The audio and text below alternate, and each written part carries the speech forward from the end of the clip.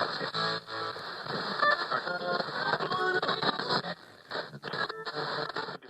é o Perspectivas Adulteradas, o podcast onde infância e nostalgia se encontram com a vida adulta.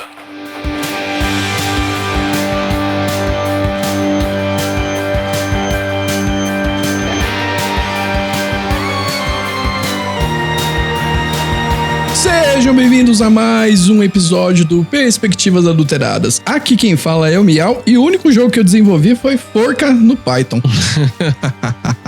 Fala galera, beleza? Finamor aqui e o grande sonho da minha vida era ser um desenvolvedor de games. Era? Eu acho que não dá tempo mais, cara. Não sei se eu tenho paciência pra fazer uma transição aí, mas era a paixão da minha vida, cara, essa profissão. Fala pessoal, aqui é o Ribas e trabalhar com games na realidade não é tão glamouroso assim não. Fica a dica aí pra quem sonha em trabalhar com isso. Olha aí. É só papinho, então. Vamos desmistificar isso aqui hoje, então. Muito bem, pessoal. Hoje a gente tá aqui para falar de games novamente, mas diferentemente dos outros episódios que a gente fez, que era sobre jogos ou sobre as lembranças de jogos que a gente tinha na infância e na adolescência, hoje a gente vai falar sobre desenvolvimento de games. Isso aí mesmo, a gente vai falar sobre criação de jogos. E a gente tá aqui com o nosso convidado Ribas para falar um pouco sobre isso, né? Como é a carreira de desenvolvedor, como ele chegou nisso e também desmistificar algumas ideias que são sensos comuns, mas que na verdade não são tão realidade assim. Então, chega de falatório e vamos lá pro episódio.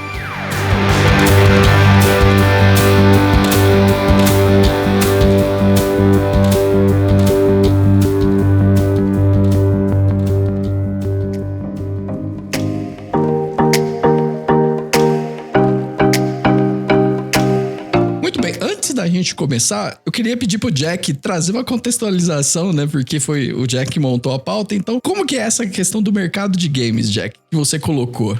Explica pra gente aí. Cara, o mercado de games é o seguinte, tá em crescimento exponencial, né? Depois o Ribas pode até falar um pouquinho mais sobre isso pra gente. Eu trouxe alguns números aqui, né? De mercado, de número de jogadores, pra gente ter uma ideia aí do que a gente tá falando, né? Então, a receita global da indústria de jogos em 2023, por exemplo, foi de quase 200 bilhões de dólares. Né? O crescimento anual de mercado tem sido aí na casa dos 9%. Número de jogadores em todo o mundo, 3,2 bilhões de jogadores. E as plataformas de jogos mais populares aí, né? Em primeiro lugar, o smartphone, né? O mobile. PC em segundo lugar com 28%. Console 26% e por aí vai. Cara, console é tão baixo assim, console, véio. Isso, tá em último lugar, ou seja, terceiro lugar da lista, né? Caraca, velho. Lógico, o mobile já é previsível a gente ter esse número alto. O que me estranhou foi justamente o console tá em último, cara. Com 26%. Caraca, velho. O PC tá na frente aí. Ô, que da hora, velho. Muito bem. Então, para além desses números, agora tô sendo bem mal educado aqui. Pra galera que tá chegando aqui nesse episódio, né, e não conhece o Ribas, se apresenta aí pra galera, mano. Pô, meu nome é Fernando Rios, eu já participei aqui, segunda vez que eu tô aqui participando do Perspectivas Adulteradas, né? Faço podcast também e fui designer gráfico por 16 anos. Comecei lá nos anos 2000, início, né, na transição em 99, 2000. Trabalhava com internet. Acho que todo mundo que trabalhava nessa época aí trabalhou com internet, né? Cara, você já instalou muita impressora, velho? Porque todo mundo que fala que trabalha com internet, essas paradas, eu tenho essa porcaria de... E tem o seguinte, né, cara? Você trabalha com tecnologia, tua família automaticamente acha que você dá manutenção, né, cara? Sim! Qualquer bug que dá no computador é pra você que ligam, né? É verdade. Isso e resetar roteador. Pois é. Nossa, mano. Deus me livre, velho. Pode crer, cara. Mas, Ribas, como você falou, né? Você trabalhou por 16 anos, né? Como designer gráfico, né? Como que surgiu esse interesse por games, cara? Cara, eu sempre fui meio nerdão, né? Desde pequenininho, assim, quando eu tinha eu não lembro a minha idade, mas ali por volta de 92, 93, eu fiz meu primeiro curso de informática, na era do bit lascado, né? Era aquele disquetão de 5:1/4, né? Nossa senhora. Fiz um curso de informática e fiquei maluco, né, cara? Comecei a programar em Basic, e aí fiquei doido com isso. Na época eu tive um computador, era um TK, nem existe mais, se você procurar na internet é capaz de você achar a imagem dele, a foto, né? E não tinha nem Windows, né, cara, naquela época ali. Então eu fazia muito programinha em Basic. Eu fazia código no Basic pro código desenhar qualquer coisa na tela, sei lá, uma caveira ou a cara de um bicho qualquer. Eu fingia que tava produzindo jogo, né? Mas não sabia nada de game naquela época, obviamente. Eu cheguei a ter um computador chamado MSX nessa época também, que ele não tinha disquete, era fita cassete, cara, que você colocava e os jogos rodavam na fita cassete. Caraca, velho. Louco. Isso aí eu não lembro não, velho. Nossa, nunca ouvi falar disso. É sério, cara. Eu tinha Príncipe da Pérsia, Tartarugas Ninja, tinha um de corrida lá que era tosquíssimo. E era aqueles monitores verde, né? De fósforo. É, exatamente, cara. Exatamente. Então eu sempre curti a tecnologia, né, e tal. Eu lembro também na adolescência eu tive um quadrinho do Batman. Era tipo um Batman do futuro. Acho que era Digital Justice o nome da revista. Não sei se vocês já viram aí. Que ela tinha sido toda ilustrada por computador, cara. Isso foi lá no meio dos anos 90, assim. Início dos anos 90, inclusive. E aí, o autor é um cara chamado Pepe Moreno. Na época, ele ilustrou isso num Mac. Ele usava um Mac. E, cara, eram uns gráficos, assim, tudo pixelado, 3D, sabe? Meio esquisito. Mas era o supra-sumo da tecnologia, né? Pois é. Eu sempre gostei, cara. Só que acontece? Eu sempre desenhei, sempre tive muita influência do meu pai, né? Influência artística, porque meu pai é escultor. Ai, que legal. Nossa, legal. E aí eu cresci tendo influência artística do meu pai, assim, né? Ele esculpia em madeira, ele esculpe ainda, né? Que tá vivo. E eu cheguei, na infância, cheguei a trabalhar com ele também durante um tempo, né? Aprendi um pouco lá e tal. E sempre gostei de desenhar desde molequinho, assim. Mas eu não tinha essa noção, pô, eu quero trabalhar com games, né? Isso foi meio que um acidente na minha vida. Um acidente bom, né? Vamos dizer assim. E aí, cara, o que aconteceu foi que quando eu fui ficando mais velho, cara, trabalhei em estamparia de camisa. Porque foi assim, Nossa. ó, eu comecei desenhando pra estamparia. Eu fazia desenho com nanquim, papel de seda, sabe? Caraca, que da hora, mano. Eu comecei fazendo isso. E aí depois eu comecei a estampar, aí eu desenhava e estampava. E eu era adolescente, eu tinha 14 pra 15 anos aí quando eu comecei a fazer isso. Silk screen também? Então, com silk, trabalhava com silk. Gente, que da hora. Ganhava bem, cara. Na época, assim, ganhava, sei lá, tinha uns 15 anos, ganhava 2 salários, sabe? Pô, pra um moleque de 15 anos era bastante. Nossa senhora. Pois é. Então eu comecei a trabalhar muito cedo ali, com 14, 15 anos, né, cara? O marido da minha prima, ele tinha uma estamparia, ele via que eu desenhava, ele me chamou pra desenhar. E aí eu aprendi, cara. Comprei nanquim, caneta de nanquim, comecei a fazer, né, e tal. E aí depois de um tempo surgiu o nosso querido CorelDRAW, né? Nossa, é verdade, né, cara? E aí a galera que desenhava pra estamparia passou a usar o computador pra fazer desenho. E aí os desenhos ficaram melhores, né? Você via aqueles vetores e tal. Eu fiz faculdade de administração, mas eu não terminei. Isso foi lá em 97. E aí nessa época, eu trabalhava no McDonald's, cara. Olha isso. Fui funcionário do McDonald's. Caramba, mano. Rapaz do céu, velho. Fiz muita coisa, cara. Fiz muita coisa. Uma máquina. Aí nessa época, eu tinha 97, eu tinha aí uns 20 anos, 19 para 20 anos, né? Aí, cara, eu fazia faculdade de administração à noite e trabalhava no McDonald's de dia. E aí eu conheci uma pessoa na faculdade, uma menina, que ela era casada e tal, e a esposa dela tinha uma agência de publicidade em casa e atendia cliente grande e tal. E eu de bobeira desenhava durante as aulas, assim, né? Fazia caricatura dos professores e tal. Caralho. Pois é, cara, Lisa é o nome dela. Ela via essas ilustrações e ela falava assim, pô, cara, você tem que aprender a mexer no computador, você tem que aprender Flash. Ela já falava de Flash nessa época. Nossa senhora. Nossa, caramba. Isso é muito bom e tal. E aí ela me apresentou pra esposa dela e eu comecei a ilustrar pra elas, porque elas faziam umas histórias em quadrinho pra Unimed na época. Era um impresso da Unimed. E aí comecei a desenhar esses personagens pra Unimed, tipo um quadrinho, né? Tipo tirinha, assim?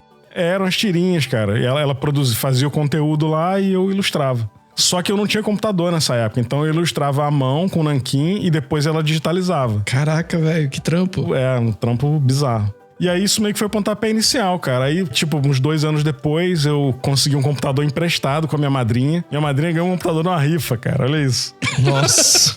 Nossa senhora. E aí ela me emprestou esse computador dela e eu comecei a meter a cara com a internet, cara. Fazer site. Não sabia nada. Fui aprendendo sozinho, né? Tudo em flash nessa época, né? É, cara. E assim, e nisso trabalhando com outras coisas durante o dia, né? Trabalhei na Shell, era gerente de loja de conveniência da Shell, cara. Era moleque. Caraca, no posto de gasolina agora. É, cara, daquela Select.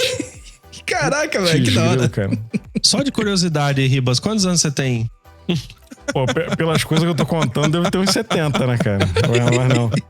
Tem 47, cara. É um pouco mais velho só que a gente, ó, Jack. É, um pouco mais velho.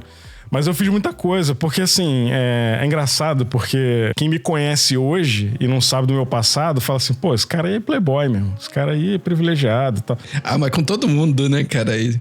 Só que, pô, eu trabalho desde os 14 anos, cara. Então, assim, tudo que eu consegui, assim, foi ralando mesmo, cara, sabe? Eu passei muito tempo da minha vida sem dormir. Então, era muito isso por conta própria, né? De meter a cara e fazer. E aí, cara, no início dos anos 2000 ali, 99, 2000, eu tava com esse computador da minha tia, eu comecei a enfiar a cara na internet. Fazia CD-ROM interativo. Vocês lembram dessa época aí? Nossa, Tava fazendo cara. Menuzinho ali? Cara, fazia o layout, depois animava, botava ação nos botões lá e tal. Que legal, cara. Eu nem lembro qual software que eu usava, cara, mas eu fazia isso aí. E aí, cara, o primeiro emprego que eu consegui pra trabalhar como designer, na verdade nem foi pra trabalhar como designer. Foi uma agência de internet lá em Petrópolis, sou de Petrópolis, né?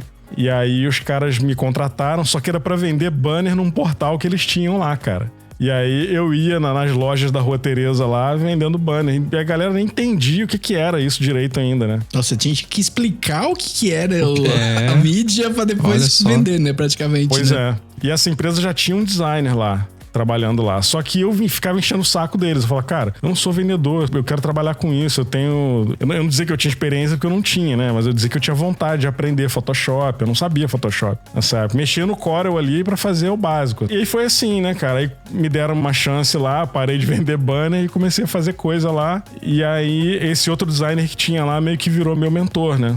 Ele meio que me deu umas dicas ali, me direcionou e tal. Claudinho, o nome dele, é de Petrópolis também. Tá nativo até hoje. Cara foda, assim, cara incrível, né? Tem contato com ele até hoje, inclusive. E aí, assim, fui, cara. Fui evoluindo, fui aprendendo, metendo na cara, mudando de emprego toda hora. Trabalhava em agência de publicidade. Chegou um momento em Petrópolis que eu tive meu estúdio de design, que as agências grandes terceirizavam trabalho no meu estúdio, né? Que legal, velho.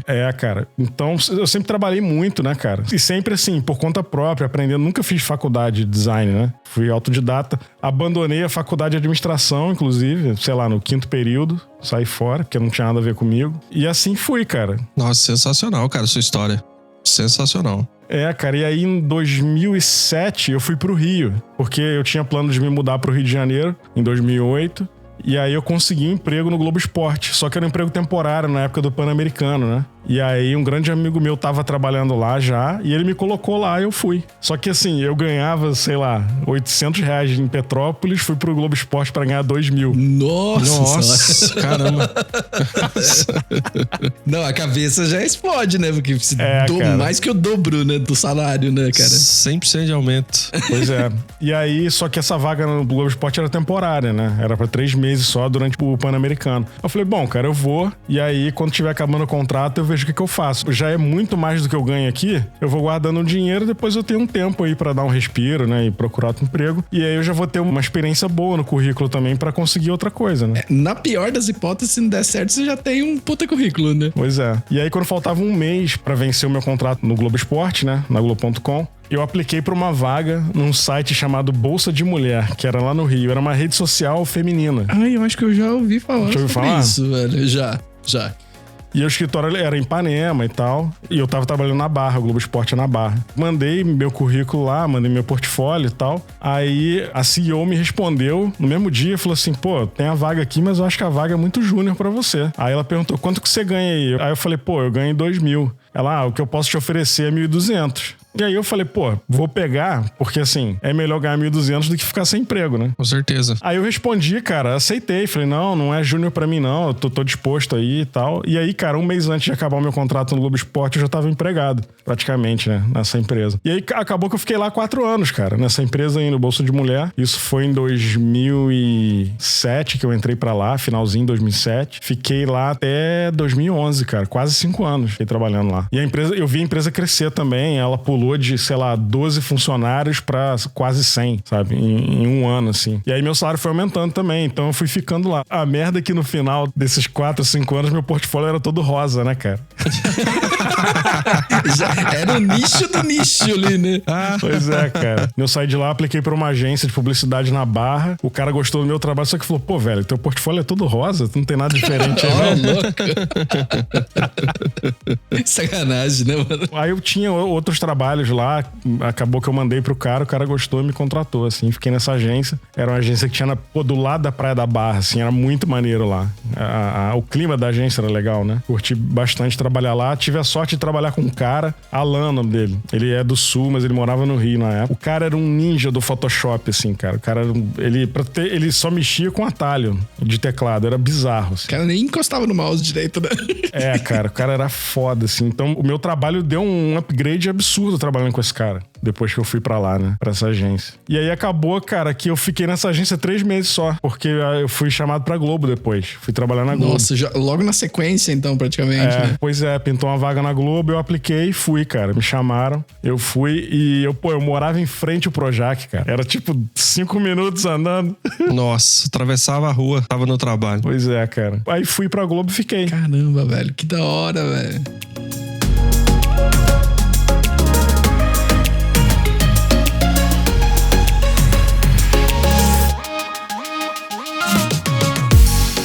Isso que você comentou, essa primeira decisão tua, né, que você tomou, né, de sair de um salário de 2.000 para um de 1.200, já tendo essa ideia de ir lá, pelo menos eu vou ter já um desenho de carreira, vou ter um pouco mais de estabilidade, né, porque você poderia muito bem olhar só pro salário e falar, não, eu tô trabalhando aqui no Globo Esporte por 2.000, eu vou até o final, né, vai no que dá, né. Exato. Pois é, né? cara.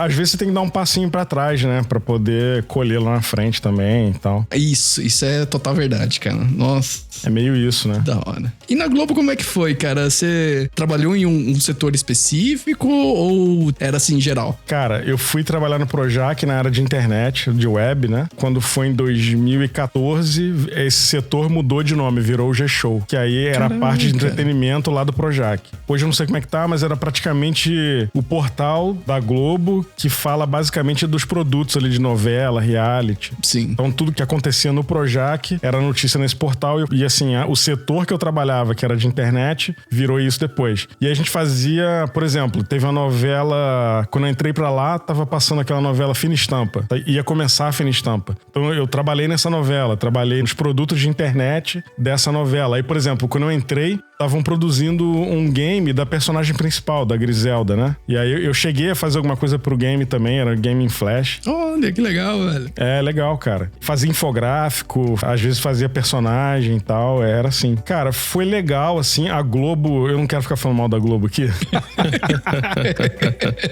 Mas, assim, a Globo, enquanto empresa, era... Não sei como tá hoje, mas era excelente, assim, cara. Muito benefício. O Projac era um lugar maneiro de se trabalhar, sabe? É tipo uma cidade, né? Praticamente. Cara, eu imagino. Eu tenho muita vontade de conhecer o Projac, cara. A minha esposa, ela, assim, ama, né, essa questão de produção. Ela é uma das vontades da vida dela, é conhecer o Projac, né, mano? É, cara, era incrível, assim, ver aquilo ali funcionar, né? Eles têm uma fábrica de cenários lá dentro, tipo uma marcenaria gigantesca, assim, que produz cenário. Tem os estúdios, né? Eu trabalhei no Big Brother também, trabalhei no Big Brother 12. Caraca, que legal. É, eu trabalhava do lado da casa lá, tem tipo um galpão, e a galera que trabalha dedicada ao Big Brother fica todo mundo lá, né? Pô, que top. Então, assim, foi um período legal, cara. Conheci muita gente legal que eu tenho contato até hoje. A equipe de design que eu trabalhei lá era muito boa, cara. A gente era muito unido, assim, e a gente trocava muito. E o trabalho era muito rico por conta disso, né? Não existia uma competição entre a gente lá. Era tudo muito, muito amigo, assim. Isso é uma coisa rara, né, cara? Porque normalmente trabalho que envolve arte, design, assim, tem muito ego, né? É isso que eu ia comentar. A parte do ego nessa parte artística, ela é muito alta, né? Se for pensar, né? Pois é, cara. Mas eu tive essa sorte aí de conhecer essa galera lá. A gente se fala até hoje. hoje e tal. E foi muito bom, cara. Foi muito bom, mas assim, não era um ambiente muito salubre, não, assim, psicologicamente falando, né, cara? Eu imagino porque, cara, deve ser uns lead times lá que você tem de produção absurdos, né? Cara. Big Brother era um estresse ferrado, cara. Putz, era complicado. Imagino, porque é uma parada, assim, insana todo dia, né? Se você for pensar, né? Eu trabalhava, eu e mais um designer no Big Brother. A gente ficava na salinha com os produtores de conteúdo. E aí tinham várias TVs com pay-per-view rolando, ligado lá 24 horas, né? E essa galera ficava assistindo as câmeras direto ali pra produzir conteúdo, né? Pra escrever matéria e tal. E era assim, cara.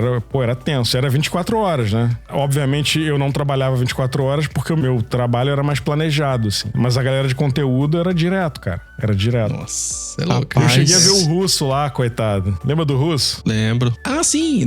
Era do Faustão? Era do Chacrinha, né? Trabalhava no Chacrinha. Chacrinha, velho. Não sei se ele trabalhou no Faustão depois. Tadinho, cara. Eu lembro, acho, dele. Ele trabalhou sim no Faustão, pô. Eu lembro dele no Faustão também, meu. Trabalhou. Pô, eu vi ele lá velhinho, cara. Putz, ele pegava um ônibus lá todo dia lá trabalhar. Ele ficava na salinha lá no galpão do Big Brother, organizando as fitas lá, sabe? Depois mandaram ele embora, cara. Depois de um tempo, ele veio a falecer. Nossa, era bonzinho. Velho. Cara, deve ser engraçado porque você acaba encontrando com muita gente que fez parte da tua infância ali, né? Você vai pensar, né? Sim, ator, atriz, essa galera, né, mano? Sim, não, via todo mundo lá. A gente ia almoçar no... Porque assim, tinha um bandejão, que a galera ia almoçar no bandejão, os mortais, né? E tinha um restaurante perto do prédio que eu trabalhava lá dentro, que só ia os artistas lá. E aí, a gente ia almoçar lá de vez em quando, né? Nesse restaurante, via todo mundo lá. Imagina só, Jack, você pega uma bandejinha tudo, daqui a pouco você senta do lado do Tony Ramos, assim. Nossa, cara. Ele é gente boa, cara. Ele é gente boa. Ah, você conheceu ele também?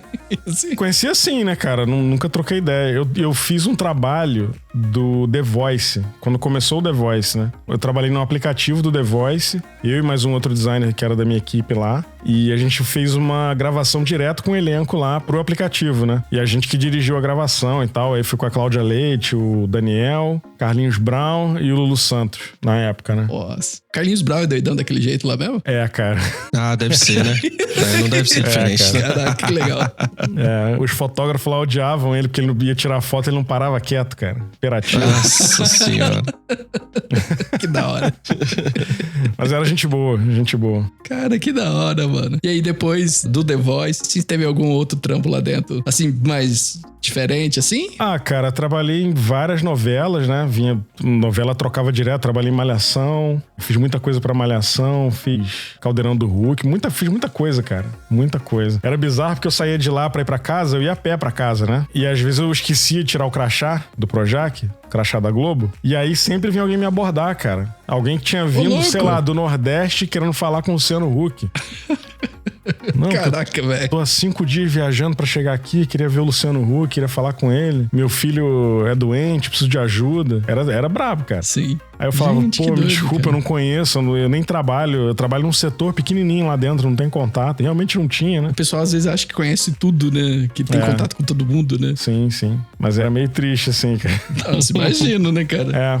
Foi uma experiência legal, assim, cara, porque é aquilo que você falou, né? Eu cresci, todo mundo que é ali dos anos 80, 90 cresceu vendo TV Globo, né, cara? Então ver isso de perto ali, pô, a gente ia caminhar lá à noite às vezes, que a gente trabalhava até tarde, aí tinha cidade cenográfica lá que dava pra andar lá dentro, a grande família, pô, era maneiro, cara, era bem legal. Caraca, velho. E às vezes também pega até, vocês nunca pegaram, sei lá, gravação de novela, alguma coisa assim? Então, na época da Fina Estampa, a equipe que eu trabalhava acompanhou algumas gravações lá e também gravação específica pro game, né? Que foi feito na época lá, game da Griselda. Acompanhava quando tinha algo específico, assim, né? E às vezes tinha produto transmídia, né? Por exemplo, na novela o personagem tem um blog. Aí a gente produzia o blog lá como se fosse do personagem, né? Então tinha muita coisa assim também que a gente fazia, né? Que era uma extensão da novela pro site do G-Show, né? Era bem legal, cara. Aprendi muita coisa, assim, conheci muita gente legal. Foi um período bom, assim, de qualidade de vida, porque, porra, morava do lado do trabalho, né? Isso é um puta privilégio. Isso no Rio de Janeiro faz uma puta diferença, né, mano? Pois é. Mas é aquilo, cara. Ganhei alguns cabelos brancos lá. Não, imagina, trabalhando desse jeito aí que você comentou. Eu lembrei que a gente tentou fazer um desenho animado em Flash, né, Miau? O Rafael mexia com Flash, né? Eu acho que ele também usava no trampo dele, né?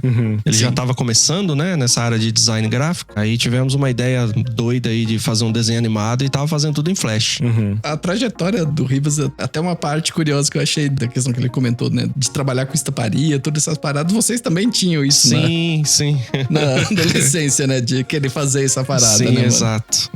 É, cara. Tem um grande amigo meu de Petrópolis, o Michel, né? Ele também é designer, a gente tem mais ou menos a mesma trajetória, assim. Ele trabalhou com estamparia também. Ele que me levou pro Globo Esporte, depois ele me levou pra Globo. A gente é muito amigo, assim, até hoje, né? A gente teve banda junto lá em Petrópolis também. E a gente sempre comentou sobre isso, né? Que a nossa vantagem, na época que a gente começou a trabalhar e eu consegui uma vaga na Globo, é que a gente tinha muita coisa no nosso cinto de utilidades ali. A gente fazia site, fazia CD-ROM, fazia Photoshop, tratava foto, fazia de tudo, cara. Porque tinha que fazer de tudo, né? E se for pensar, isso que você tá falando faz muito sentido, porque era uma época também que tudo tava surgindo e tudo era muito novo, né? É, exatamente.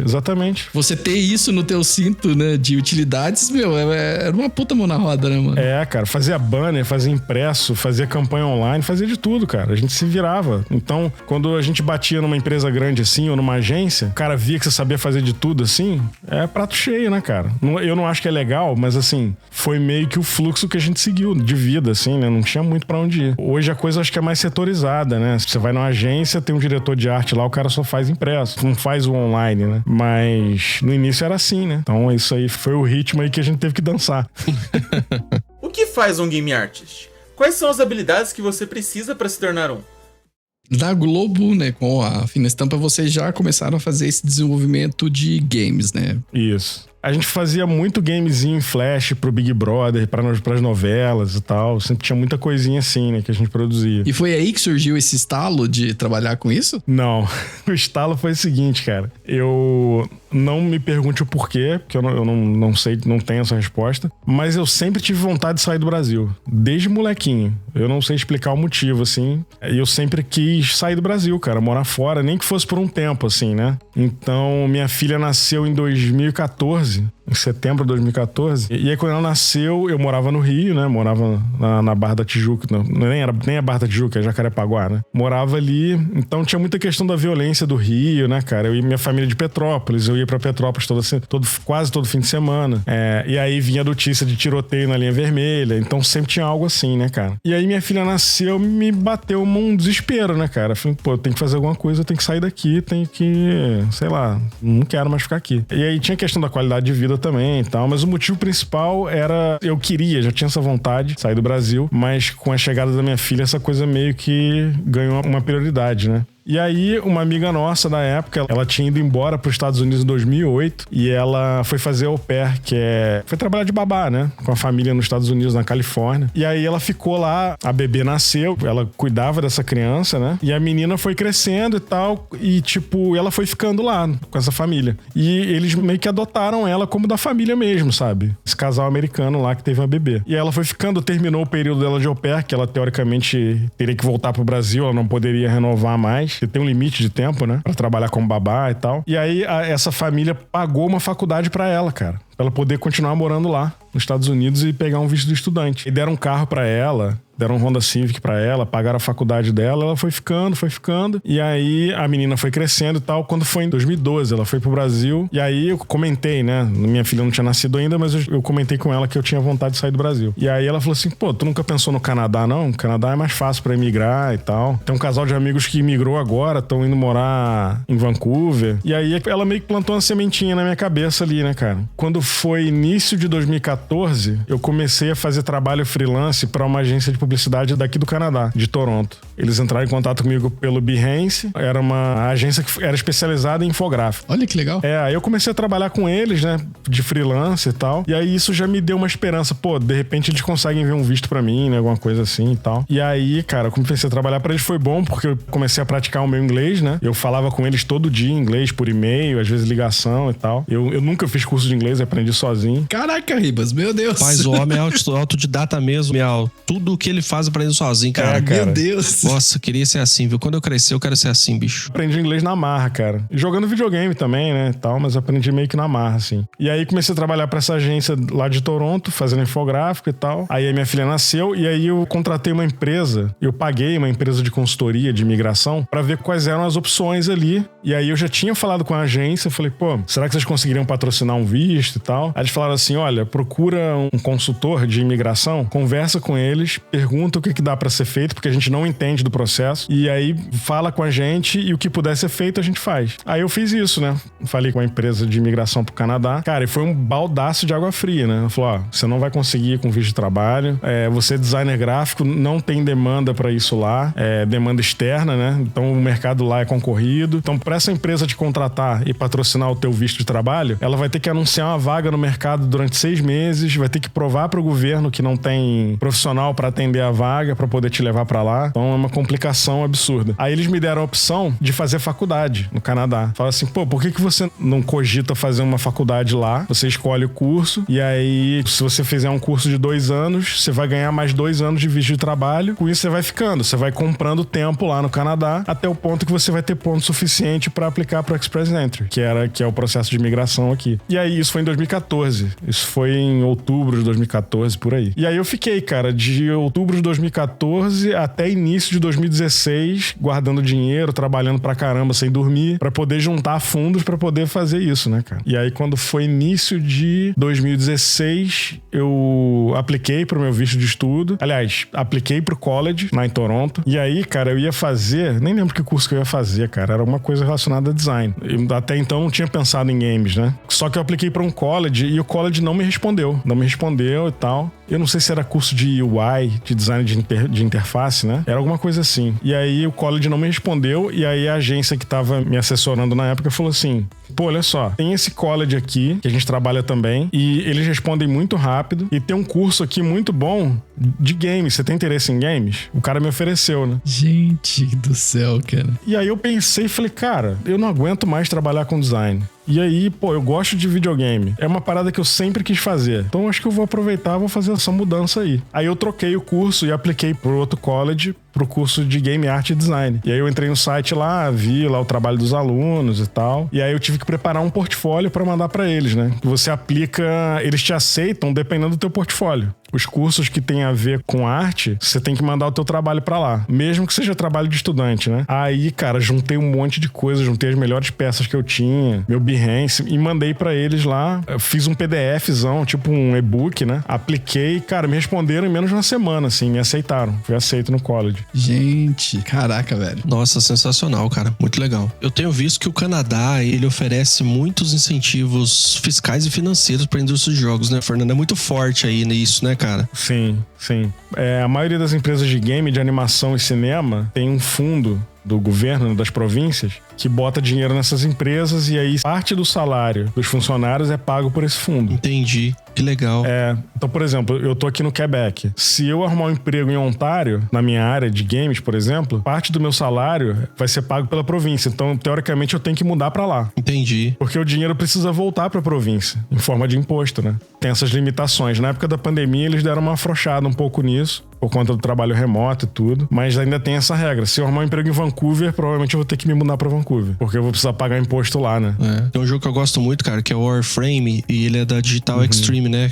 Que é aí do Canadá. É em Ontário. Tem um amigo que trabalha lá. E é gratuito o jogo, cara. É gratuito o jogo. E as pessoas ficam assim, maravilhadas. Assim, porra, cara, como que esse jogo é gratuito? Esse jogo top. Eu jogo Warframe desde 2015, eu acho. 2014, 2015. E é isso, cara. Até eu vi um vídeo do pessoal explicando que, né, tem esse incentivo, tem subsídio, tem programa de financiamento aí que ajuda os desenvolvedores, né, a criar jogos de alta qualidade. E é isso, cara. O país te dá incentivo, Miel, pra criação de jogos, entendeu? Cara, isso é muito bacana porque justamente esse lance, né, que o Ribas falou, né, de parte do salário ser bancado de certa forma pelas províncias, isso aí também de certa forma dá um puta incentivo até pras províncias se mexerem pra trazer mais profissionais, né, de qualidade. Isso aí enriquece cada vez mais o desenvolvimento, né, o mercado, né? Sim, sim, total. Não, e quanto mais gente ganhando e gastando e o imposto voltando pra eles é melhor, né? Sim. E, cara, o que me espantou é que, então, basicamente foi o acaso, né, que surgiu essa oportunidade pra você, né? Foi o acaso, foi um acidente, cara. Eu tinha traçado outro plano, nem tinha cogitado isso. Mas o curioso foi que um ano antes de eu vir pro Canadá, eu fui trabalhar numa empresa de games, lá no Rio, na Gazeus Games. O carro-chefe deles é jogo de carta, né, pra celular. E aí trabalhei um ano lá, antes de vir pro Canadá, mas eu trabalhava na área de marketing. Fazia peça online, fazia campanha, essas coisas. E aí surgiu isso, cara. O rapaz lá da empresa de consultoria me deu essa opção, porque o tempo tava passando, né? Eu não tava tendo resposta do outro college, e aí eu teria que me mudar em setembro. Eu ainda ia aplicar pro meu visto. Isso era, sei lá, em abril, sabe? Março ou abril, se eu não me engano. E aí é um processo chato. Você aplica pro visto, você tem que mandar na tua aplicação a carta de aceitação do college. Aí depois de um tempo eles te respondem, você tem que fazer exame médico pra aplicar. E aí, cara, depois de um tempo sai o teu visto, você tem que ir lá levar teu passaporte. Era assim, né? Hoje em dia eu não sei como é que tá. Então, assim, o tempo tava se encurtando, né? Aí o cara falou, ó,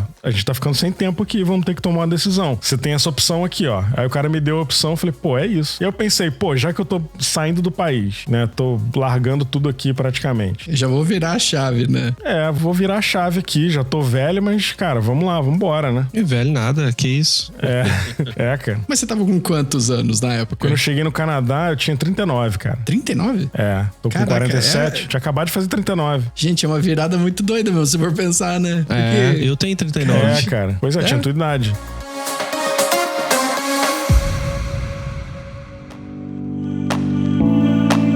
E aí deu tudo certo, né? O college me aceitou, o visto saiu, foi aprovado, fiz exame médico e tal. E, cara, eu tava com passaporte e com visto na mão 2 semanas antes da data da viagem. Então eu esvaziei um apartamento de 4 quartos em 2 semanas, cara. Saí vendendo tudo. Gente do céu!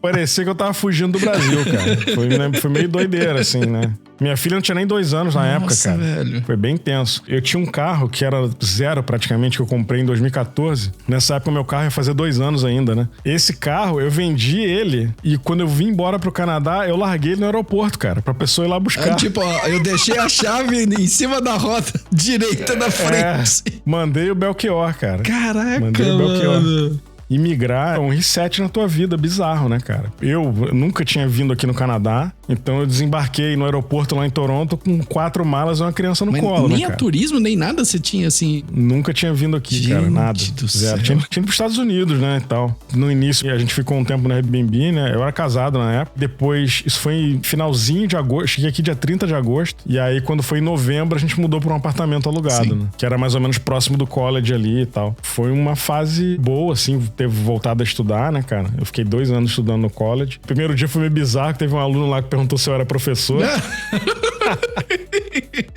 Eu falei, não, cara, sou aluno também e tal. Caraca, velho. Mas foi uma experiência muito maneira, cara, porque eu tive contato com pessoas de outras culturas, né? Os colleges aqui tem muito estudante internacional. Ai, que legal, A minha turma do college tinha gente da China, da Coreia, da África, tinha gente daqui do Canadá também, tinha filipino, tinha de tudo, cara. Tinha de tudo. Nossa, caramba. Tinha uma menina da Rússia. Caraca, velho. Nossa senhora. Isso é bacana porque a gente que é brasileiro tem muito lance do bloqueio de falar inglês, né? Tem que falar direitinho, sem sotaque. Aí você cai numa sala que é esse mix de cultura... Cara, esse medo vai embora, né, mano? O bizarro é você passar a entender outros sotaques, né, cara? Bizarro no bom sentido, né? Tipo, Toronto é uma cidade feita de sotaques, cara. Tem muito indiano, tem muito árabe, tem muito asiático, então todo mundo tem sotaque. Eu lembro que o meu primeiro emprego em Toronto, eu fui conversar com o meu chefe, falei, pô, desculpa pelo meu inglês. Cara, pode ficar tranquilo, teu inglês é muito bom. Porque a maioria da galera ali, cara, era difícil. O teu ouvido acaba ficando meio treinado, assim, pra isso, né? Pro sotaque, né? Mas o college foi incrível, assim, nesse sentido, né, cara? Tive uma troca muito legal, assim, cultural, né? Com outros alunos e tal. Tinha gente do Japão, tinha gente de tudo quanto é lugar, cara. Tudo quanto é lugar. E aí, cara, eu lembro, o primeiro dia de aula, eu tive aula de anatomia no primeiro semestre, né? Era anatomia com ZBrush, com escultura digital, né? E aí, cara, o meu professor é um cara muito bom, Joe, o nome dele. Ele é coreano. Inclusive, a avó dele mora em São Paulo, numa colônia coreana. Não fala português e não fala inglês. Meu Deus! Caramba! Nossa! Ele disse que visitou ela algumas vezes e não conseguiu nem conversar com ela porque ele não fala coreano. Ele veio pro Canadá pequenininho. Caraca, velho. Fala por sinal, né, cara? Pois é. Esse cara hoje trabalha na Weta Digital. Ele se mudou. Nossa, que massa, velho. Top demais. Ele se mudou de Toronto pra Nova Zelândia, pra trabalhar na UETA. Ele me deu aula de anatomia no college, de Game Art Design. Cara, foi muito legal. Quer dizer, não foi muito legal, foi meio assustador. Primeiro dia de aula, na sala tinha um telão na frente e o professor compartilhava a tela do computador dele no telão pra gente ver ali e tal, o que ele tava fazendo. Ele abriu um modelo que ele fez do 007, esqueci o nome dele, cara. Do Daniel Craig. Daniel Craig, isso. Ele abriu um modelo desse cara realista, modelado no ZBrush, só que com tudo separado, osso, globo ocular, dente, tudo. E ele falou assim, aí ele foi mostrando assim, foi desligando as camadas, aí você ia vendo as partes, assim, tinha músculo também. Ele falou assim, ó, isso aqui que vocês vão aprender comigo e tal. Cara, uns 3 alunos foram embora, nunca mais voltaram. Nossa.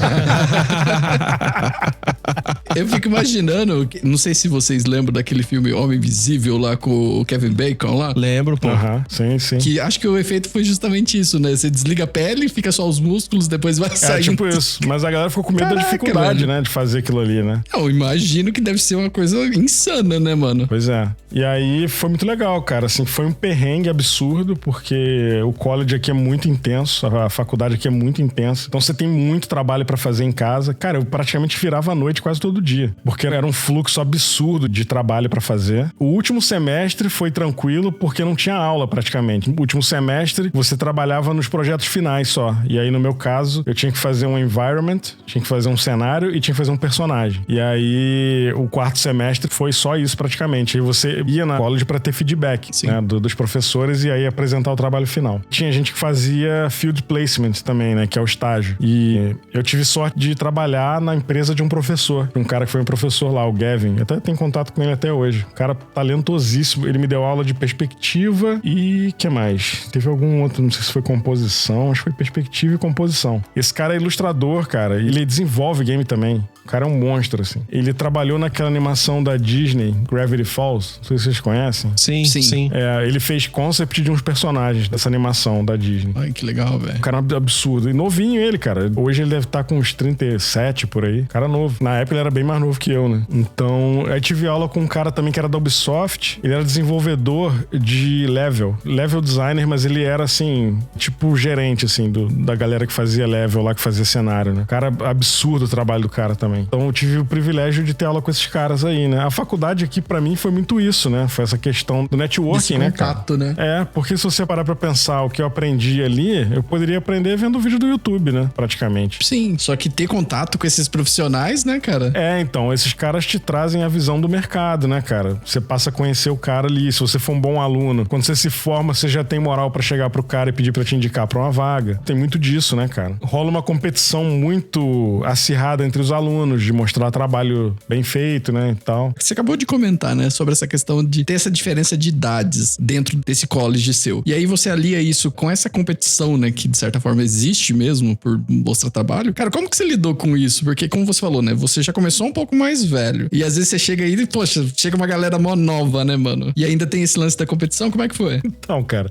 foi tranquilo porque, assim, o meu motivo de estar ali era diferente da maioria, assim. Porque a questão permanecer no Canadá dependia de eu levar o college a sério. A regra era assim, quando você se forma, você automaticamente, não era automático, você tinha que aplicar, mas você tinha direito a pegar visto de trabalho equivalente ao tempo que você estudou. Então, o meu curso tinha 2 anos, eu poderia pegar um visto de trabalho de 2 anos quando eu me formasse e eles poderiam me dar até mais 1 ano, ou seja, eu poderia ganhar 3 anos de trabalho depois, né? Então, só que aí tinha umas regrinhas. Se eu mandasse mal no college, se eu bombasse no college, eu já não poderia aplicar pro de trabalho. Tem que voltar pro Brasil, né? E aí, cara, como nesse período que eu fiz o college eu não trabalhava, né? Então eu, cara, metia a cara, assim, muito seriamente, né? Eu fazia os trabalhos, eu levava muito a sério, cara. Então eu tava meio que no topo da turma ali, com os outros alunos, né? Pelo que eu me lembro, assim, tinha uns 4, 5 que se destacavam e eu tava no meio desses 4, 5 ali o tempo todo. E aí, como eu tinha também um background de design gráfico, pô, isso me ajudou pra caramba, porque, sei lá, ia fazer fazer um cenário, ia fazer um beco de uma cidade. Pô, o beco de uma cidade tem placa nas lojas, tem um monte de coisa, tem sinal. Então, a parte de design gráfico, de ter essa noção gráfica, me ajudou muito nisso, né? E até como eu apresentava meus trabalhos, né? Então, isso me ajudou pra caramba, assim. E aí eu me destacava muito nisso também. Todo o teu background,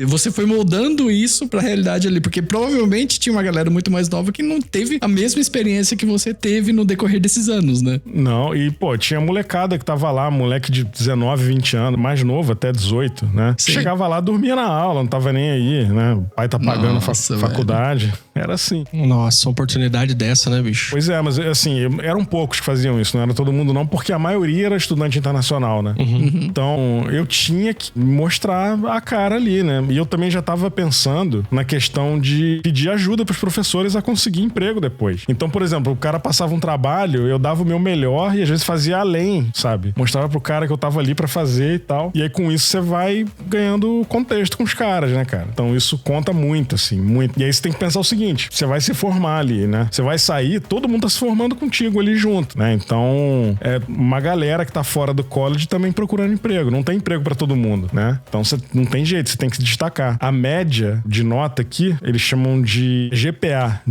né? Que é o nome da média lá que você tem de nota. O GPA máximo, acho que é 4.5, eu acho, é o máximo, né? O meu GPA foi 4.3. Alguma coisa assim, foi quase no máximo. Caraca, maluco.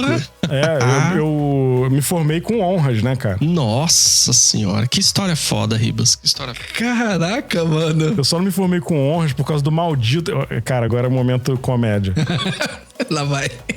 O meu curso não tinha férias de verão, não tinha o summer break, né? Então era corridão. E aí, quando chegou no verão, os outros cursos estavam de férias de verão, e aí só tinha a minha turma e uma turma de animação lá no college. O college tava igual uma cidade fantasma, né? Então só tinha gente lá. E aí tem aquelas matérias eletivas que você tem que escolher, né? No primeiro e no segundo semestre tinha matéria eletiva. E meu segundo semestre calhou no summer break. E aí no primeiro semestre eu peguei uma eletiva lá de... Era alguma coisa de business que eu peguei lá, que eu escolhi e tal. E aí no summer break tinham duas eletivas pra escolher. Uma era dança de salão e a outra era um curso lá relacionado a business, mas era outro nome. Aí eu falei, pô, eu fui no outro curso, né, cara? Só que aí o que aconteceu? No primeiro dia de aula, eu dei de cara com a professora que me deu aula no primeiro semestre da eletiva. Ela falou, ué, o que você tá fazendo aqui? Você já fez esse curso? Aí eu falei, não, é outro nome. Ela, não, é que mudou de nome. Você já fez esse curso aqui, você não pode fazer de novo. Aí, me ferrei, tive que fazer dança de salão, cara. Você fez dança de salão? Fiz, cara, que ódio.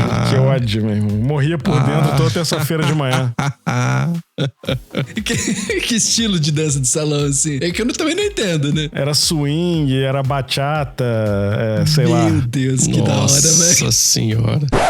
Se busca un corazón apasionado, no importa que haya sido maltratado.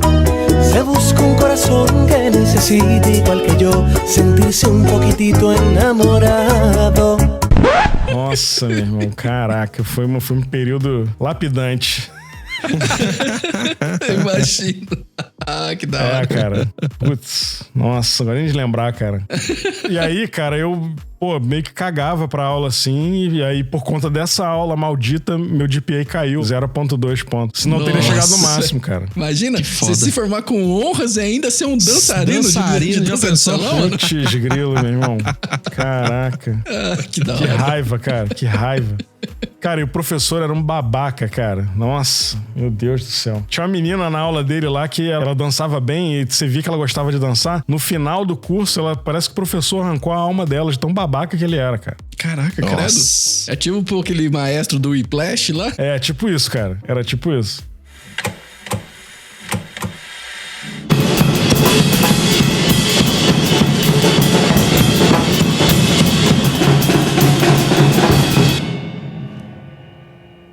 Isso é o mais rápido que você consegue tocar, seu vermezinho imprestável. Não foi à toa que sua mãe te abandonou. Sai da bateria. E aí vem o Mr. Orgulho Gay do Upper West Side. Infelizmente, isso não é um show da Bette Midler. Não vamos servir bebidas nem bolo de sorvete. Então toque mais rápido do que se masturba, por favor. Caraca, velho. Credo. Nossa, que ódio, cara.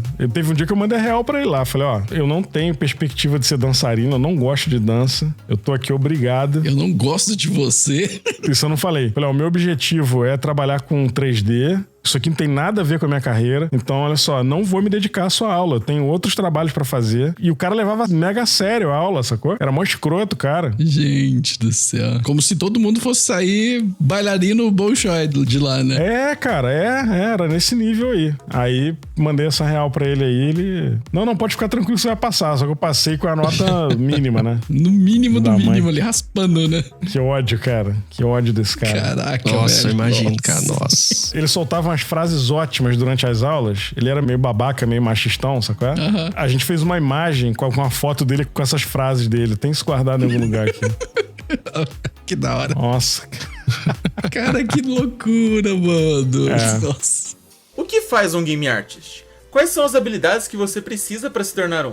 Aproveitando esse gancho, né, que você falou desse período, né, intenso que teve, né? Assim que terminou, cara, como que foi o teu primeiro emprego nessa área já, nessa área nova? Cara, foi tenso, assim. Primeiro que, assim, todos os alunos que estão se formando, eles focavam na Ubisoft. Todo mundo queria trabalhar na Ubisoft. E aí eu pensei, bom, tá todo mundo pra esse lado, eu vou pro outro. Eu não vou na Ubisoft. Eu vou em outra empresa aqui, vou tentar outro caminho. E aí eu tenho um amigo em Toronto e na época ele tava trabalhando numa empresa que tava desenvolvendo um game em VR. E aí esse meu amigo me chamou, não, pô, cara, tu acabou de se formar, vem trabalhar comigo aqui. Ele praticamente obrigou os caras a me empregar lá. Era uma empresa pequenininha, sabe? Tipo uma startup. E aí eu fui trabalhar nessa empresa, modelei uns assets lá pro game que eles estavam desenvolvendo e tal. E aí, quando foi...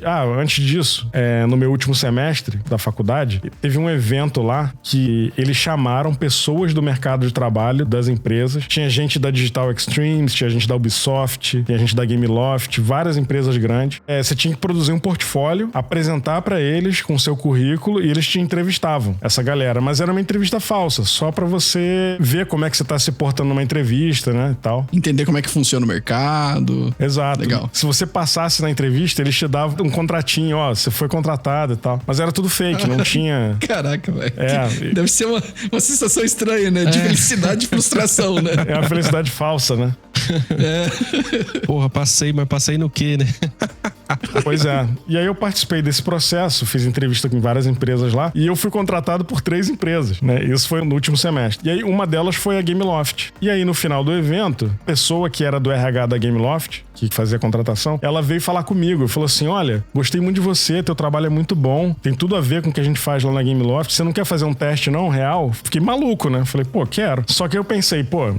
se eu passar nesse teste, não vai acontecer nada porque eu não tenho visto de trabalho. Eu não vou poder trabalhar, né? Eu tô com visto de estudante ainda. Isso foi, sei lá, final de 2017, por aí. Eu me formei início de 2018. E aí, cara, o que aconteceu? Eu peguei e falei, não, eu quero fazer sim. Fiz o teste pra eles e tal. Mandei, eles gostaram, responderam lá e tal. Só que ficou por isso mesmo. Não tive mais resposta, sacou? Eu já tava esperando isso, porque eu não tinha como trabalhar legalmente ainda. Eles não iam me contratar. Mas eu fiz assim mesmo até pra conhecer pelo networking da coisa, né? Aí, beleza. Aí me formei, esse meu amigo me colocou na empresa que tava desenvolvendo o game em realidade virtual lá e tal. Fiquei lá. E aí, cara, pintou uma outra vaga na Gameloft, que era uma vaga que eu queria, assim, pra trabalhar com environment, que era parte de cenário. Aí eu falei, bom, vou aplicar e vou ver no que dá. Aí apliquei pra essa vaga na Gameloft. O que eu fiz, cara? Eu procurei a mulher com quem eu tinha contato lá do college, né? Que era da Gameloft. Mandei mensagem pra ela no LinkedIn e ela tinha saído da Gameloft. Ela tinha trocado de emprego. Isso foi uns meses depois do contato que eu tive com ela, né? E aí falei pra ela, pô, você sabe quem é que tá lá no seu lugar e tal? Porque tem uma vaga aqui que eu tô interessado, agora eu posso trabalhar e tal. Na verdade, eu nem podia ainda, quer dizer, eu podia, mas eu não tinha o visto de trabalho em mãos ainda, que eu tinha aplicado já, mas eu não tinha recebido a aprovação, né? E aí esses caras me contrataram lá como se fosse tipo um estagiário. Não era contratado legalmente, assim. Aí, cara, ela falou assim, olha, eu acho que é Ivone o nome dela. Aí ela me mandou o LinkedIn dessa mulher que tava trabalhando lá, que era a pessoa que tava contratando as pessoas. Aí eu falei, pô, não vou adicionar do nada, nem vou mandar mensagem pra ela, né? Aí o que eu fiz? Eu peguei o e-mail da mulher com quem eu falava antes, que tinha saído da Gameloft, e peguei o nome da mulher e usei o mesmo padrão de e-mail e mandei um e-mail pra ela. Caraca, que da hora. Pra mulher nova. Falei assim,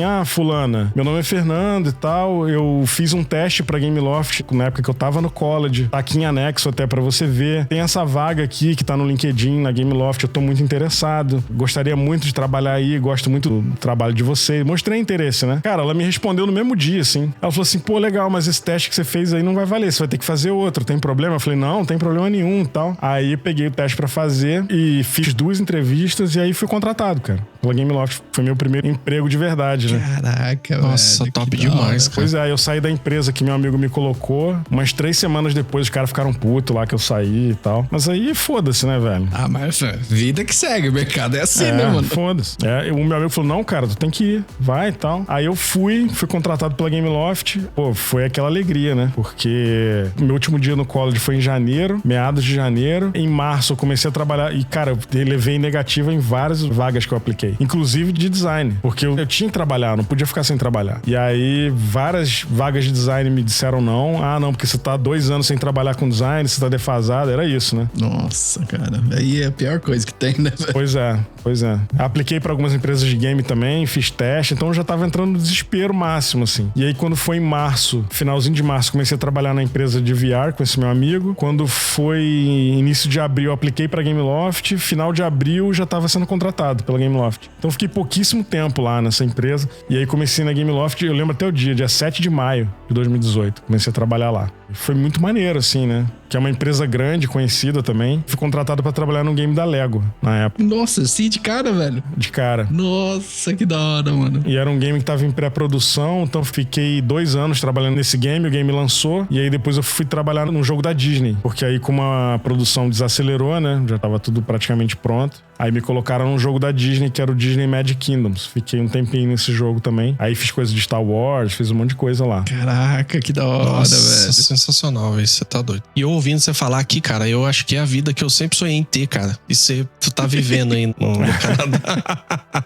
Pois é, cara. Foi difícil, assim, porque você percebe que você não aprendeu nada no college, né? Que é trabalhar completamente diferente do college. Não tem nada a ver. No college eu aprendi o Unreal, não mexi nada de Unity, só Unreal, basicamente, né? E aí quando eu fui pra Game Loft, eles não trabalham com engine conhecida. Eles não usavam Unreal nem Unity, nada disso. Era uma engine deles, proprietária. Então você tinha que aprender como é que era o esquema, né? Acho que ainda essa curva de aprendizado nessa engine nova aí. Pois é, além disso, cada jogo, cada projeto que você vai trabalhar, cada empresa que você vai trabalhar, a pipeline pode ser diferente, né? E aí muda. Sempre tem um período de que você vai ter um aprendizado ali no início, né? Com o tempo você vai ficando meio calejado, né? Você já sabe mais ou menos ali como é que é o esquema e tal, pode mudar uma coisa ou outra. Então, você já conhece os processos, né, cara? Você meio que já vai pegando os atalhos também, né?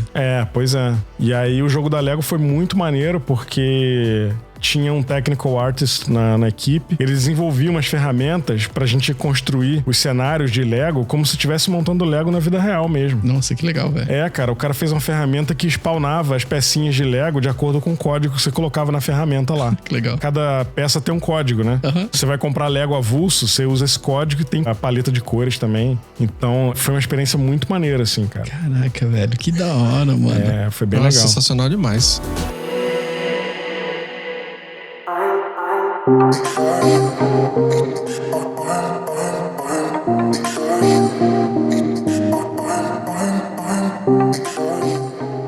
Esse basicamente foi o teu primeiro trabalho, né? Assim, for real mesmo, né? Ali na Game Loft, né? E, cara, vendo você falando, né, dessa questão do portfólio e das tuas habilidades, cara, olhando agora, né, pra trás, todo esse portfólio que você foi montando antes de entrar na Game Loft, você enxerga que isso também foi importante pra você conseguir essa vaga ou não? Com certeza, cara. Com certeza. Inclusive, o segundo teste que eu fiz, que foi pra conseguir um emprego mesmo, eu usei muito da minha coisa do design, né? Eu fiz um cineminha, um cenáriozinho que era um mini cinema com cartaz do Mickey lá e tal. Então eu usei o meu lado do design gráfico pra fazer a textura lá do negócio, né? Olha que massa, E velho. aí chamou a atenção dos caras, assim. Tanto que quando eu fui contratado, eles me pagaram, tipo, a vaga tava pagando X, eles me pagaram X mais 25%. Caraca, velho. Por conta da minha experiência passada como designer. Entendi, caralho. Meu primeiro salário não foi nem salário de entry level, né, que eles falam. Que é quando você sai do college e começa a trabalhar trabalhar profissionalmente. Foi mais, assim. E, sei lá, um mês antes eu tinha perdido uma vaga no Guru Studio, que é um estúdio de animação que faz o Patrulha Canina, faz os outros aí e tal. Eu perdi uma vaga lá e a vaga era pra ganhar 40 mil por ano. 40 mil dólares. Nossa! Meu Deus do céu! Nossa! 40 mil dólares por ano é um salário baixo, cara. Assim, pro Canadá, né? Se você converter em real, é um bom salário. Mas pro Canadá é baixo. Porque paga-se muito imposto aqui, né? Cara, é que você já tinha saído do Brasil fazia pouco tempo, né? A cabeça do brasileirinho ali ainda tá naquele mood, né? De ser... Sim. E na Gameloft eu fui pra ganhar 10 mil a mais, cara. Então, assim, eu passei a ganhar mais do que eu tava prospectando antes. Então, assim, acabou que deu tudo certo, né, cara? Tipo, foi meio que um balé, né, o negócio. Eu dei essa sorte. Sim. Pra quem já dançava dança de salão ali, tá não, desculpa. Cara. Não podia deixar passar essa. Tenso, cara. Tenso demais. E você trabalha mais com 3D, então? Você é um artista 3D, né, ô Fernando? Isso. Trabalho com 3D porque tem várias ramificações aí, né? Você pode trabalhar com animação, você pode trabalhar com personagem. Eu sempre trabalhei muito com cenário e prop em 3D. Eu não me especializei em personagem, né? Mas animação você faz também, não? Não. Animação não. Animação é outra parada também. Faço animação simples, né? Tipo, sei lá, fazer um baú, faço o baú abrindo. Isso aí, sim. Mas animar personagem, não. Isso nunca me aprofundei. Inclusive no college, a galera já ia meio que tomando os caminhos que queriam, né? Tinha um cara lá que queria fazer concept, tinha um outro que queria ser artista de personagem. Então, conforme essa vontade do aluno, os professores iam direcionando, assim, né? O que eles queriam fazer. Você acaba aprendendo. Eu fiz personagem no college também, mas depois eu não me aprofundei e o meu caminho meio que foi num fluxo meio que natural, assim, pra fazer o que eu faço hoje, né? Fazer cenário e prop. Por conta disso aí também, eu acabei indo pro lado de jogo pra celular, né, cara? Eu já trabalhei em jogo pra console, mas na época que eu fazia field placement na empresa de um professor lá que eu mencionei, né? Ele usava Unreal e tal. E aí na empresa que fazia VR também era Unreal. Era jogo pra console. Mas profissionalmente, trabalhei basicamente com jogo pra celular. A Gameloft não faz jogo pra... Agora tá mudando, eles estão fazendo jogo pra PC agora, inclusive. Pra PC e console, né? Mas a maioria dos projetos que eu trabalhei foram pra celular. E aí eu tive que aprender em Unity, né? Normalmente pra jogo mobile é em Unity, né? Dificilmente você vai ver alguém usando Unreal pra mobile. E aí foi esse caminho aí. Eu fiquei na Gameloft até 2020, finalzinho de 2020, fiquei 2 anos e pouquinho lá. E aí no meio da pandemia foi uma fase meio conturbada da minha vida, assim, tava me separando e tal. E aí a gente já tinha plano de ir pra Montreal, porque o custo de vida aqui era mais barato, aluguel, né? Aluguel em Toronto é um absurdo. E aqui em Montreal tem muita empresa de game também. E aí eu consegui emprego aqui, cara. Antes de me mudar pra cá, trabalhei numa empresa chamada Ludia, que hoje, inclusive, a Ludia praticamente não existe mais. É um estúdio grande de Los Angeles que comprou a Jam City. E aí, foi uma empresa muito boa que eu trabalhei, cara, a Ludia. Eles prezavam muito pela qualidade, assim, gráfica do jogo, né? Então foi uma experiência bem legal, assim. E quando eu fui pra Ludia, eu fui pra trabalhar na pré-produção de um jogo. Eu posso falar porque o jogo morreu, foi cancelado. Fui trabalhar no jogo de Star Wars, cara. E aí foi meu sonho, assim, né? Velho, que legal. Quando eu soube que era Star Wars, eu quase bati com a cabeça no teto, né? Imagino, né, cara? E aí trabalhei 2 anos e meio na pré-produção desse game de Star Wars. Fiz muito prop, muito cenário, veículo, muita coisa, cara. Muita coisa. E tem tudo guardado aqui. Só que eu não posso mostrar, né? Não posso botar no portfólio. Poxa, que sacanagem. Isso é uma pena. E aí, cara, quando foi em 2021, 2022, mais ou menos, a Jam City comprou a Ludia e aí começou a dar problema, né, cara? Eles começaram a se envolver na produção do jogo, começaram a entrar no meio entre a Lucasfilm e a Ludia. E aí culminou na situação de que o jogo foi cancelado, cara. E aí foi um negócio muito triste, cara. Caramba, gente. Não, imagino que é um balde de água fria, né, Nossa, cara? é água no chope, né, cara? Você tá doido. Aí foi bem triste, assim, cara. Uma galera foi mandada embora, foi bem feio. E aí fui trabalhar num game, aquele Jurassic World. Fiz uns cenários lá pra esse jogo. Depois depois trabalhei num jogo da DC. Fiz uns cenários lá, uns prédios de Metrópolis, Planeta Diário, que era um mapa em holograma que aparece no jogo. E aí eu fiz esses prédios lá pro mapa. E fiz o mapa também, né? Os prédiozinhos e tal, em 3D. Caraca, que massa. Você não colocou nenhum easter egg lá, não, cara? Não. Só que assim, a situação tava meio estranha lá, tava tendo demissão em massa, direto. E aí, quando eu terminei esse projeto da DC, o jogo não era 3D, só tinha essa parte dos mapas em 3D. Aí eu falei, bom, tá na hora de eu caçar meu rumo, né? Porque não sei onde que eles vão me colocar depois dessa aqui, né? E aí pintou 2 empresas me procuraram no LinkedIn pra trabalhar, querendo me contratar, e aí eu fui pra uma delas, cara. E aí consegui uma vaga. Hoje eu trabalho numa empresa ucraniana, num estúdio chamado Room 8. Eu fui contratado como lead artist, né? Que é tipo o artista líder, né? Então hoje eu trabalho mais com tarefa, aprovando coisas, né? Então dependendo do projeto eu modelo também, porque é uma empresa de outsourcing, né? Então é outro esquema. Então os projetos são mais curtos, né? É um pouco mais caótico, assim, porque você lida com o cliente, né? Às vezes eu tenho contato com o cliente, então é um escopo de trabalho diferente, assim. E aí eu quis mudar também porque junto com isso veio a mudança de título, né? Eu deixei de ser simplesmente um artista 3D e passei a ser lead, artista líder, né? E aí eu passei a fazer outras coisas. E aí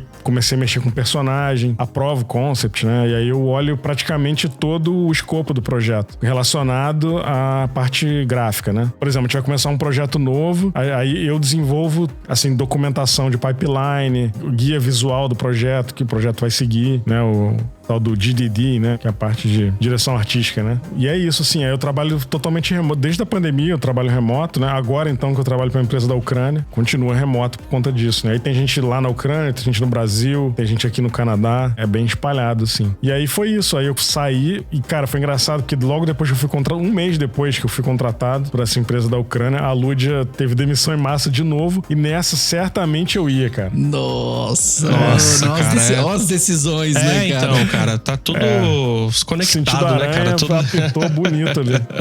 Steve Jobs já falava, né? Lá na frente os pontos se conectam. É, cara. É isso, e cara. É bacana isso que você tá falando, Jack, com relação até mesmo pra gente... Pô, a história do Rivas aqui, cara, é muito da hora. Não, você tá maluco, cara. Isso. É muito top, é muito top. O que faz um game artist? Quais são as habilidades que você precisa pra se tornar um?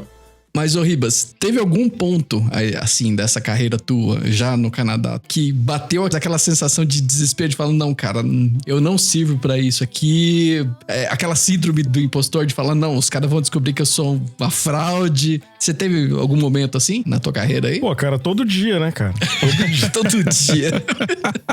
Cara, essa sensação é constante, né? Porque o mercado tá muito esquisito aqui atualmente, né, cara? Tem uma galera aí desempregada. Todo dia no LinkedIn eu vejo um lá, Open to Work, né? Todo dia, cara. Todo dia. Então bate aquele medo, né, cara? Eu entreguei um projeto semana passada, desde então não tem nada pra eu fazer. Eu tô fazendo tutorial, estudando Unity, aprendendo outras coisas. E é isso, e aí bate um medo, né, cara? Quanto tempo os caras vão me manter assim? Não sei, né? Enquanto não entra outro projeto, é isso aí. A vantagem é que a empresa já é muito enxuta. Então eles não podem se dar o luxo de mandar alguém embora agora. Mas bate aquele desespero, né, cara? E outra coisa, o mercado muda muito constantemente, ainda mais agora com a inteligência artificial, né, cara? Então, assim, muito complicado. Então bate aquele desespero, aquela sensação de água batendo na bunda o tempo todo, né, cara? Constantemente, né? E aí, por exemplo, eu venho trabalhando esses anos aí, depois que eu me formei, muito com Unity. Nesse período eu não mexi mais com Unreal. Então, assim, eu tô muito ultrapassado no Unreal. E aí eu fico nessa de querer voltar pro Unreal, fazer coisas próprias e tal. Só que, cara, depois de 8 horas metendo a cara no 3D, você não tem mais energia pra ficar... Ainda mais eu com 47 anos, cara. Não tenho energia pra sentar na frente do computador e virar a noite fazendo portfólio. Mas, assim, é uma necessidade, né, cara? É isso o tempo todo. Recentemente, a Gameloft daqui de Montreal entrou em contato comigo no LinkedIn pra uma vaga de lead e me recusaram depois, porque acho que contrataram alguém com mais experiência, pelo que eles disseram lá. Sim. Aí acontece isso, tu já fica, pô, fudeu, né? Se eu perder meu emprego.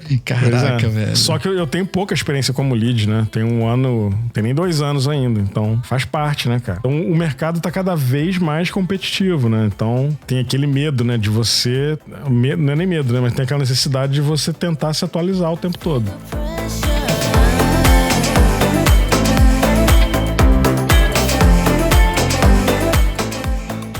Até até pegando o gancho do que a gente tinha falado no início, né? Com relação ao glamour, né? Do sonho, né? Que o Jack falou, né? De trabalhar com isso, que é uma parada que a gente que joga acha que é jogar videogame o dia inteiro e assim por diante, né? Deixa eu falar um negócio pra você, cara.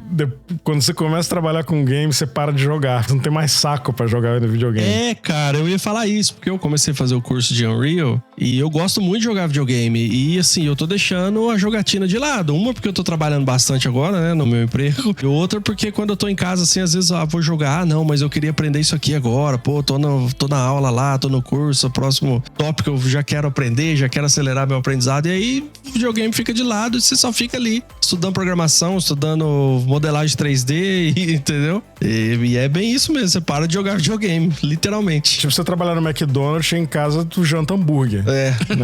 Nossa, é verdade. Bela analogia. É difícil, né, cara? Mas, assim, eu tenho vontade de fazer um projeto meu. Eu tenho até uma ideia meio que formatada, assim, meio planejada pra fazer de um jogo. Mas desanima, né, cara? E aí? Tipo, preciso de tempo pra fazer, né? Demanda tempo, demanda um monte de coisa. E fazer um jogo sozinho, impossível. Não tem como. Não, imagino. E assim, é o que eu falei, o mercado tá muito complicado, cara. Tá muito difícil. Pô, olha isso. O estúdio que eu trabalhei da Gameloft em Toronto fechou, cara. Caramba, bicho. Aquele estúdio existia desde 2003, eu acho, 2004. Ele fechou. Acabou. Meu Deus, gente. Eu tinha 2 amigos lá que estudaram comigo no college, que eu botei eles lá dentro, na época. Tá os 2 desempregados, cara. E não tem emprego, sacou? Tá muito esquisito. Caraca, velho. O mercado deu uma quebrada aí no último ano aí, depois da pandemia, cara, que tá meio tenso, assim. E curioso, né, cara? Isso depois da pandemia, né? Cara, que estranho, né? Por que deu esse baque, né? Acho que muita empresa de tecnologia, né, teve esse baque, né? Depois da pandemia, né? A área de jogo é muito competitiva hoje em dia, né, cara? Tem muito jogo, tem muito conteúdo, muita coisa. É isso que eu ia falar. Cada vez mais surgindo muito mais, né? E ficou fácil de criar o jogo hoje, né, Ribas? Cara. Se você parar pra pensar, as tecnologias que nós temos hoje, antigamente era muito difícil, era tudo na unha. Hoje, na Unreal, você não precisa nem programar. Você faz 99% do jogo em blueprint, entendeu? Só clicar e arrastar ali, né, os comandos. Você não precisa digitar uma linha de código. E o que acontece, tu vê, por exemplo, eu trabalhei na Ludia, fiquei 2 anos e meio na pré-produção de um game, com uma equipe gigante ganhando dinheiro lá, ganhando salário, gastaram uma grana absurda, e aí tu vai ver, tem uma startup pequenininha com 4 caras fazendo a mesma coisa. Caraca, né, velho? Ou pior, eu conheço empresa de jogo pra celular que faz jogo pra criança. Os caras defecam um game a cada 6 meses, cara. Exato. Deus. E dá mais resultado do que um jogo elaborado. Exato. E pro cara ali que quer retorno imediato do investimento, independente da qualidade que o game tá entregando, né, mano? Se tá dando dinheiro, tá tendo retorno financeiro. Não faz diferença, né? Não faz diferença. Sim. É tipo fazer podcast, cara. Você faz um podcast de 1h30, bem produzido e tal, e aí você vê um podcast de 15 minutos, que não tem nem edição praticamente nenhuma. Dá mais resultado do que o teu podcast de 1h30. Isso é doido, hein? Exatamente. Nossa, é muito doido isso aí, cara. Isso acontece com o videogame também, né? Então, assim, a parte gráfica, o visual, nem sempre é o que a pessoa tá buscando ali. Pô, Minecraft é um exemplo disso, né? Roblox, vocês já viram Roblox? Sim. Minha filha joga isso. Minha filha joga também. É horrível, cara. Horrível. E dá um puta resultado, né? Outro exemplo aí que estourou, né? Eu tava falando até sobre isso esses dias. Stardew Valley. O Eric Baroni lá levou 4 anos pra criar o Stardew Valley. Sim. Criou sozinho. Pô, o cara vendeu 10 milhões de cópias em 4 anos e assim, continua em ascensão. Você pega a Steam hoje, tá entre os 15 jogos mais jogados. Todo dia tem pico lá de 100 mil jogadores, 150 mil jogadores. E pois é. O jogo de um cara só. E assim, tudo pixelado, tudo, não tem gráfico, não tem, né? Minha esposa aqui joga todo dia isso, cara. Então. Só que ela joga no Switch, né? Outro ponto, né, cara? As empresas grandes de game, tipo a Ubisoft, própria Gameloft, na grande maioria das vezes, os caras que estão no topo tomando decisão não entendem nada de jogo, cara. O cara tá olhando a planilhona lá de Excel e... É isso. Caraca, velho. É isso. Então você tem uma empresa com uma estrutura enorme, você tem pessoas apaixonadas ali trabalhando na base e tem os caras no topo lá tomando decisões errôneas, né, cara? Exato. Sim. E tá acontecendo muito, viu? Grandes estúdios aí acontecendo direto. A gente tem muitos casos recentes aí sobre isso e que estão afundando o jogo. Cara, a Ludia queimou dinheiro. A Ludia queimou dinheiro com esse projeto que eu trabalhei 2 anos e meio, cara. Então, assim, foi praticamente rasgar dinheiro e jogar fora, porque foi tudo cancelado. Caramba. Nossa, que foda isso, cara. Complicado, né, cara? Aí, por exemplo, o mercado tem uma previsão de que vai cair não sei quantos %. Os caras que estão no topo lá lá, CEO, acionista, eles não querem saber. Eles não querem deixar de ganhar esse valor que vai cair. Aí o que eles fazem? Reduzem a base. Né? E aí eles continuam ganhando o que eles já ganhavam e a base que se exploda. É meio isso, né, cara? E aí o cara que só programa tem que começar a criar personagem, modelar 3D, aí já ajuda no marketing também e vai sobrando pra quem... Pois é, cara. Mas daí cai no que o Ribas falou mesmo, né, cara? Que é a qualidade da entrega final, ela decresce muito, mas, sei lá, o cara força no resultado do volume, né? De certa forma, né? Exatamente, exatamente. Fica soltando um monte de coisa, né? O que pegar, pegou e é isso. Pois é. E é o que eu falei, o mercado é muito saturado. Tem muita gente produzindo. O bolo é o mesmo tamanho, no caso, a parte consumidora. O bolo é o mesmo tamanho, só que agora tem mais gente comendo do mesmo bolo, né? Exato. Sim. Então as fatias são menores. Exatamente. É meio isso, assim. O mercado de jogo pra celular é muito concorrido, cara. É muito concorrido. Tem muito, né? Se você abre ali, por exemplo, a Play Store mesmo, a App Store. Pois é. Cara, o que tem de jogo ali, você fica até...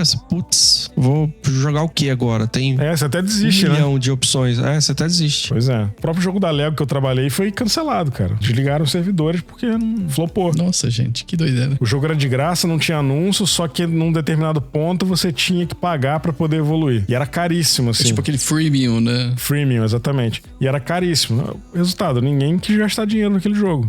Morreu. E aí, de novo, né? É a cabeça do cara lá em cima, investidor, que quer ter o retorno dele de graça. Então o cara não entende que cobrar $70 num pack, num jogo da Lego, não vai vender, cara. As pessoas não vão comprar. $70 é o preço de um jogo de PlayStation 5 novo, aqui. Verdade. Um AAA, né? Pois é, cara. Pois é, não faz sentido, né? Tá complicado, cara. A minha realidade agora é um pouco mais tranquila, porque eu trabalho com outsourcing, né? Então, assim, sempre tem projeto. Agora tá meio parado, mas sempre tem projeto. Entendi. São projetos curtos, né? Que chegam. O último que eu trabalhei foi um jogo de corrida, parecido com Fall Guys, que o dono do jogo é uma marca de posto de gasolina dos Estados Unidos. Os caras estão querendo investir em game agora. Nossa. Olha só. Os caras estão querendo investir em game agora e aí fizeram esse jogo aí pra ver como é que é o negócio, entendeu? Só pra sentir como é que é. Eu trabalhei nesse projeto. Olha que massa, velho. Sim. E trabalhei num outro projeto também chamado Puff Paws, que tem uma marca de bichinho de pelúcia americana e eles já tem uma comunidade grande, assim, que curte. E aí a gente desenvolveu o jogo pra eles, né? E agora eles estão procurando investimento, porque a grana acabou praticamente. E o jogo tá praticamente pronto, né, cara? E é bem bonito. É parecido com Animal Crossing, só que o visual é diferente. O cenário parece cenário do Miyazaki. É bem bonito o jogo. Que legal, cara. Cara, que da hora, mano. O que faz um game artist? Quais são as habilidades que você precisa para se tornar um? Aproveitando até pra gente encaminhar pros finais aqui. Diante de tudo isso que você falou, né? Desse mercado, dessa loucura toda, cara. O que você teria de dica pra quem tá querendo começar? Por exemplo, pega o Daniel com 39 anos aí. Se ele quisesse começar. Boa. Quais são os conselhos que você daria pra ele? Cara, eu diria pra ele aprender a parte técnica. Pra virar artista técnico. Aprender a programar shader, programar no Unreal, no Unity, porque essa parte aí tem muito emprego para ser artista técnico, né? Então você tem um lado artístico ali, mas o teu lado técnico é mais pesado porque você desenvolve VFX para jogo, você desenvolve shader, que são os materiais, né? Por exemplo, você vai fazer um jogo para celular e aí tem as limitações lá do jogo para celular. Normalmente, quando você vai fazer um jogo para PC, você tem mais espaço ali para fazer coisas com a qualidade melhor. Então, o cara que desenvolve shader para jogo para celular é muito requisitado, né? Porque esse cara tem que otimizar as coisas ao máximo ali pra rodar em todas as plataformas, entendeu? Então, normalmente jogo pra celular ele tem que ser mais otimizado, né? Em termos de polígono, textura, material.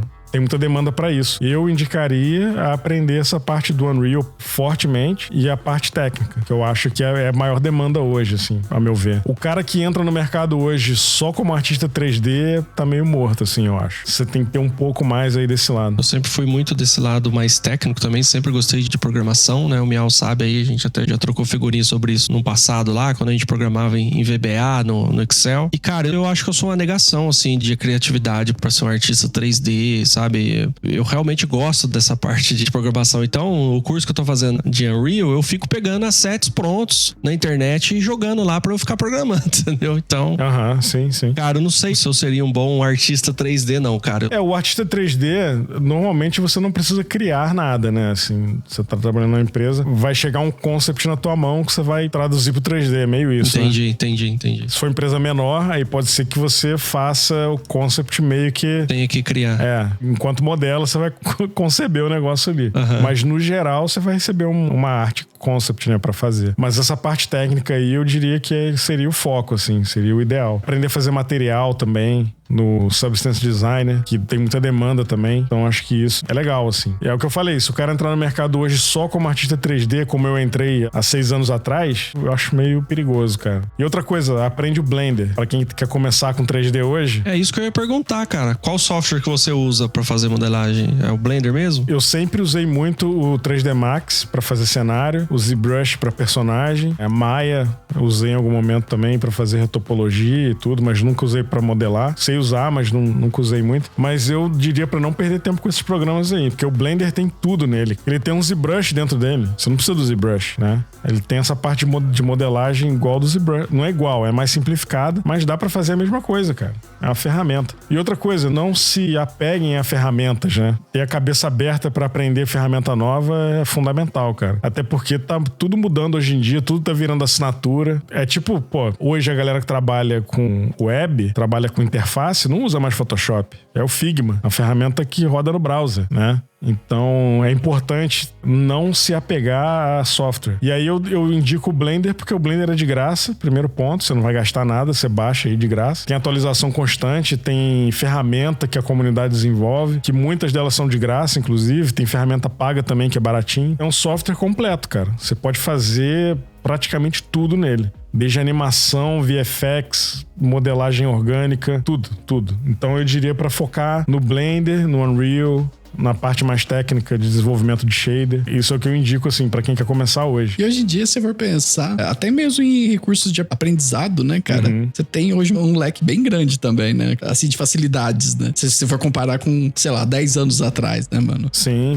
Inclusive, cara, eu sempre gostei de 3D. Em algum momento, quando eu comecei a trabalhar com design, eu cheguei a mexer no Max, tentar aprender, fiz umas coisinhas ali. Mas nessa época, cara, era praticamente impossível. Porque você tava acostumado com software tipo Corel, Photoshop, Illustrator, e aí você vai abrir o 3D Max da vida, é outra... Cara, você passa até mal de ataque de ansiedade. É difícil você pegar por conta própria e aprender 3D. Não é uma parada fácil. Só que hoje em dia tem muito conteúdo aí, né, cara? Hoje em dia tem muito mais recursos pra você caminhar sozinho, né? Sim. E cursos baratos aí também, viu? Cursos bons e baratos. Fora o conteúdo gratuito que você tem disponível no YouTube. Pra quem quer aprender Blender, tem um canal no YouTube chamado Blender Guru. Esse cara é entusiasta do Blender. Tem tudo lá, cara. Tem tutorial de tudo lá. O cara faz de graça, né? Então, assim, há 8 anos atrás, não tinha essa quantidade absurda de conteúdo pra você aprender 3D, né? Hoje em dia, não. Hoje em dia você pode... tem moleque aí novinho voando no Blender, cara. Eu vejo cada coisa assim que eu falo, não é possível que o cara fez isso no Blender aí. Mas é absurdo. Legal. A primeira vez que eu usei o Blender foi em 2017 e a interface era horrorosa, cara. Era horrível de usar. Muita gente torceu o nariz, mas teve uma atualização em 2018 que ficou... Não lembro se foi 2018 ou 2019. Acho que foi em 2018 mesmo. A própria Epic Games aí, cara, que é a dona da Unreal, né? Eles investem no Blender agora, investem no Blender, assim, milhões de dólares, entendeu? A Ubisoft também tá investindo no Blender, se eu não me engano. E, cara, de graça, é uma ferramenta de free. Você entra lá agora, baixa, de graça. Exato. Então, não vale a pena aprender outro software 3D sem ser o Blender hoje, não. No máximo, se você quiser focar em personagem, você quer trabalhar com 3D, focar na parte de personagem, aí eu vou dar 2 dicas. Ao invés do Blender, você pode sim ir pro ZBrush, porque ele é mais completo pra quem trabalha com personagem. E antes de começar a modelar, você tem que devorar livro de anatomia. E isso foi o motivo pelo qual eu não foquei em personagem na minha carreira. Porque você tem que ter um estudo muito bom de anatomia, principalmente se você for trabalhar com personagem humano, né? Então, assim, é imprescindível você conhecer a anatomia, né? Então, eu vou dar um exemplo aqui. Vocês devem conhecer o Rafael Grassetti, que é o cara da Sony lá, brasileiro. Ele que criou o God of War novo. de 2018. Ele que modelou, fez o concept.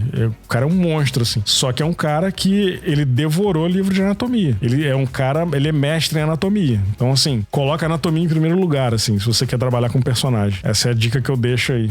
Nossa, que da hora, velho. Mais um motivo aí que eu vou fugir dessa área de criação de... cara. De personagem. Eu baixei o Blender aqui e pretendo em algum momento aprender algumas coisas ali e tal, porque eu também vi que é importante até pra trabalhar com a Unreal, exportar algumas coisas ali, mandar pra Unreal, mas nossa, cara, não me vejo assim, estudando anatomia, criando personagem, não me vejo. Esse meu professor de anatomia, eu fiz um personagem lá pra um trabalho que ele passou, e aí eu fui mostrar pra ele, ele falou assim, what the fuck? Aí ele falou assim, vamos voltar pros livros de anatomia? Falou pra mim. Porra, eu me senti um merda, né, cara? Era tipo aquele Capitão América que é totalmente fora de proporção, gente. Sim. Mas é isso, cara, porque assim, a figura humana, a anatomia humana, é uma coisa que a gente conhece muito, né? Porque primeiro que a gente é humano, a gente vê humano todo dia. Então, se o cara faz um personagem humanoide, faz um ser humano em 3D e tá ruim, a pessoa pode não entender de 3D, pode não entender de game, mas ela vai saber que tá ruim. Já é gritante, né? Ela vai saber dizer que tá uma merda. Fala, pô, que tosco isso aí, né? Então, isso que eu tô falando, a anatomia é o principal mesmo. Então, quem quer personagem, fica essa minha dica aí. O que faz um game artist? Quais são as habilidades que você precisa para se tornar um? Muito bem, ouvintes. Chegamos ao final de mais um episódio. Cara, que conversa massa. Meu Deus do céu, cara. Eu tô abismado, assim, com o tanto de informação que vem. A história do sua, Ribas, é muito massa, velho. Sim, demais. Até a questão das decisões, né? As coisas parecem que foram se encadeando de uma forma muito massa. Eu tenho uma velho. intuição boa, cara. Por incrível que pareça. Eu tô, assim, chocado mesmo. Cara, foi muito, muito massa mesmo o papo, cara. Você quer deixar algum recado? Aproveita e já faz seu jabá também, cara. Beleza. Ó, quem tiver interesse em trabalhar com isso aí, tiver alguma dúvida, ou precisar de alguma ajuda nesse sentido, algum direcionamento que eu possa... Obviamente eu não conheço tudo, né? Todos os caminhos aí, né? Tem coisa que eu não sei e não tenho nem experiência, mas se você precisar de alguma orientação em alguma coisa, pode me procurar lá no meu Instagram, @ribastank, que é um trocadilho com aquela banda ruim, né? Mas pode mandar mensagem lá que eu ajudo numa boa. Inclusive hoje eu faço parte de um comitê da faculdade que eu estudei. Olha que legal, cara. Eu sou diretor do comitê, inclusive. Tem um comitê da faculdade de gente que trabalha no mercado de games e aí ajuda o college a melhorar o programa do curso. Falo o que tá acontecendo no mercado, quais são os trends, né, e tal. Eu faço parte desse comitê lá do college que eu me formei. Eu tenho vontade de dar aula, cara, no futuro aí, né? Futuro próximo. E ajudar os alunos e tal, tem essa vontade aí. Então é isso. Quem precisar de uma orientação, tiver alguma dúvida, pode me procurar lá, mandar mensagem que eu respondo lá numa boa. Se for dar aula aí de Blender, cara, você já me avisa aí pra eu já pegar um curso com você pra ver se eu melhoro aqui algumas coisas. E pra quem curte podcast também tem o Paranormal Podcast, né? Ah, isso aí, cara. Não podia esquecer. Eu tenho um podcast lá com meu amigo Léo. A gente gravamos junto aqui o episódio de Halloween, né? Sim. E a gente fala sobre assuntos paranormais, ufologia, enfim, tudo que dá medo a gente aborda lá. Episódio novo toda sexta-feira nas principais plataformas de podcast. E é isso. Só procurar lá Paranormal FM Podcast lá no Spotify, nas redes sociais também. Redes sociais, Instagram, né? A gente só usa o Instagram praticamente. Facebook morreu. E você, Jack? Tem recado aí? Não, cara, recado não. Eu quero agradecer o Ribas por esse bate-papo maravilhoso que a gente teve aqui, né? Principalmente eu que sou um fanzaço dessa área, já quis trabalhar com isso, ganhar vida com isso e ter tido essa oportunidade aqui de saber um pouco mais, né? Como funciona o dia a dia, né? De quem trabalha com design de games, pra mim foi maravilhoso, assim. Então, obrigado, Ribas, aí por todas as informações que você trouxe. Pô, valeu mesmo, cara. O meu recadinho é um recadinho de sempre, galera. Se você curtiu, compartilha esse episódio com quem você conhece, com quem gosta de podcast, né? Passa essa mensagem pra frente aí. Se você conhece alguém que tá querendo entrar na área de games, cara, manda esse episódio também, que acho que vai enriquecer bastante, né, o conhecimento pra quem tá querendo entrar nessa área, né? Principalmente também, até pra saber os perrengues, né, da história de vida, né, do Ribas, cara, que é, assim, achei muito inspiradora mesmo, cara. Até pra vida da gente mesmo que não trabalha com games, cara, é muito legal ver tudo isso acontecendo, né? Parece que eu vivi, sei lá, 5 vidas em uma. Tanta coisa que eu fiz. No mais, é isso, pessoal. Se tiver alguma história, algum comentário, manda lá na caixinha de comentários do Spotify. Tem o e-mail também, perspectivasadulteradas@gmail.com. E é isso. Pera aí, Miau, antes de você encerrar. Se você é um artista 3D, né, quiser juntar aí, trocar figurinha e quem sabe não sai um projeto legal aí, a gente pede até uma ajuda pro Ribas. Claro, com certeza, pô. Manda mensagem e me aciona aí, porque eu tô, assim, fascinado aqui no meu estudo de Unreal. Maneiro. Muito massa. E é isso, pessoal. Então, até semana que vem e até o próximo episódio. Valeu. Tchau, tchau. Valeu. Valeu. Reach out to me.